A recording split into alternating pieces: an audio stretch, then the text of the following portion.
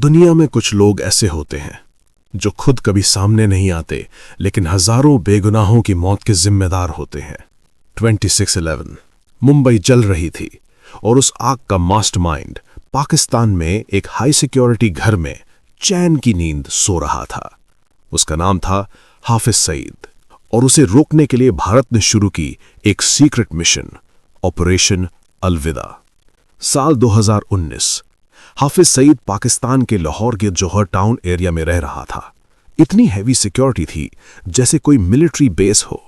जब raw chiefs ने दिल्ली को कंफर्म इंफॉर्मेशन दी, तब एक बात क्लियर हो गई, सिर्फ इंटरनेशनल प्रेशर काम नहीं आने वाला था। इस बार इंडिया को खुद एक्शन लेना था। डायरेक्ट अटैक मतलब वॉर। इसलिए रॉ ने खेली एक स्मार्ट चाल।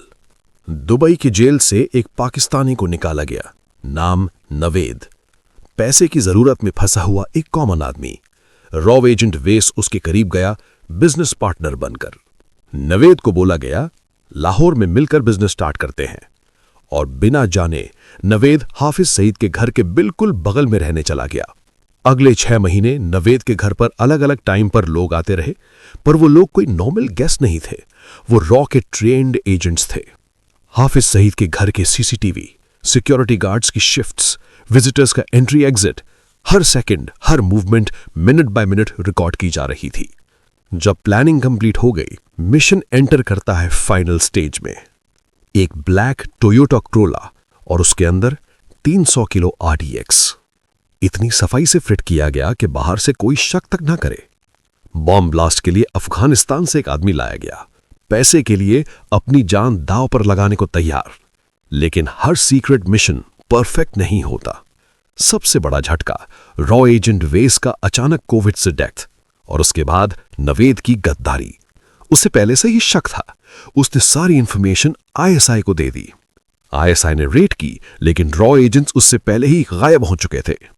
जून 2021 सुबह का वक्त। एक्सप्लोजिव से भरी वो ब्लैक कार हाफिज सईद के घर की तरफ बढ़ती है।